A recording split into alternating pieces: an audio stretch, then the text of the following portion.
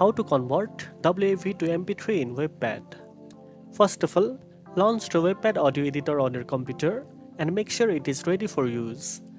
Next, open the WAV audio file you want to convert by clicking on the File menu and selecting Open File, or simply press Ctrl+O for quicker access.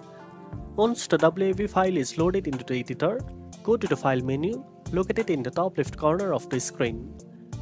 From the drop-down option, click on Save File As to begin the process of exporting the audio in different format. A new window will appear where you can change the file name if needed, and most importantly, select the output format. In the Save As type drop-down menu, choose MP3 as your desired format. You can also click on the Settings or Encoder Options button if available to adjust the MP3 quality, bitrate, and other audio preferences before saving. Once everything is set as you want, click the Save button. WavePad will now convert your WAV file to an MP3 file and save it to your selected location. And that's it. Now you know how to convert WAV to MP3 in WavePad.